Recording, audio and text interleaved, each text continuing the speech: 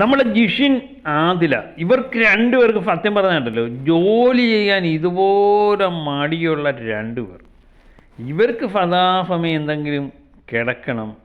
ജോലി ചെയ്യുന്ന സമയം വരുമ്പോൾ ഏതെങ്കിലുമൊക്കെ മുട്ടാൻ തർക്കം ഉന്നയിച്ചുകൊണ്ടാണ് ഇവർ രണ്ടുപേരും വരുന്നത്.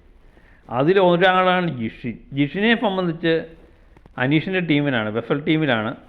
അനീഷിൻ്റെ ടീമിലെ അംഗങ്ങളെ നോക്കിക്കഴിഞ്ഞാൽ അനീഷിന് കൃത്യമായിട്ട് ഒനീഫ് ബാബു 8-7 പണി കൊടുത്തതെന്ന് തോന്നുന്നു. കാരണം തലവേദന പിടിച്ചതെല്ലാം അനീഷിൻ്റെ ടീമിലായി.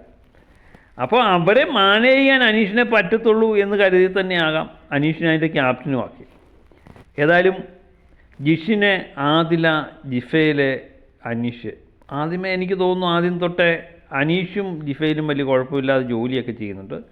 പക്ഷെ അപ്പം അതുപോലെ തന്നെ ജിഷിനും ആദിലയും ജോലി ചെയ്യാൻ ഭയങ്കര താല്പര്യക്കുറവ്.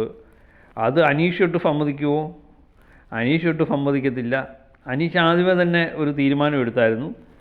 ആദിലയും ജിഷിനും രാവിലത്തെ പാത്രങ്ങളെല്ലാം കഴുകും, ഉച്ചക്കലത്തെ പാത്രം ഞാനും ജിഫയിലും കൂടെ കഴുകും, വൈകുന്നേരം എല്ലാവരും കൂടെ ഒന്നിച്ച് കഴുകാം എന്നൊക്കെയുള്ള തീരുമാനം എടുത്തു. അതുപോലെ നോൺ വെജ് ഉള്ള ദിവസം ജിഷിനും ജിഫയിലും പാത്രം കഴുകേണ്ട, കാരണം അവർ നോൺ വെജ് എഴുതുന്ന ദിവസം അവരെ ഒഴിവാക്കണമെന്ന് പറഞ്ഞു.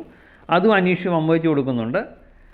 അങ്ങനെ എല്ലാ തീരുമാനമൊക്കെ ആയി കഴിഞ്ഞതിന് ശേഷമാണ് ഓരോരോ പ്രശ്നങ്ങൾ, പാത്രം കഴുകുന്നതുമായിട്ട് ബന്ധപ്പെട്ട പ്രശ്നങ്ങൾ. അനീഷ് ഒരു കാര്യം തീരുമാനം എടുത്തു കഴിഞ്ഞാൽ പിന്നെ അതിൻ്റെ പുറകെ നടക്കും. അനീഷ് വിളിക്കുമ്പോൾ ഇപ്പോൾ ഇവർ വരുത്തുമില്ല. അനീഷ് പുറകെ നടന്ന് വിളിച്ചുകൊണ്ടേയിരിക്കും, ശല്യം ചെയ്തുകൊണ്ടേയിരിക്കും. അപ്പം കൃത്യമായിട്ട് അത് നമുക്ക് ലൈവിൽ കാണാൻ പറ്റും. അപ്പോൾ അനീഷിൻ്റെ അടുത്ത് ഒരു പണി നടക്കുന്നുണ്ട്. അവസാനം അനീഷ് ഒനീഫ് ബാബുവിനെ വിളിച്ച് പറയുന്നുണ്ട്, ക്യാപ്റ്റനെ വിളിച്ച് പറയുന്നുണ്ട്, ജിഷിനെയും ആദിലയും അങ്ങ് ഒഴിവാക്കിയത്.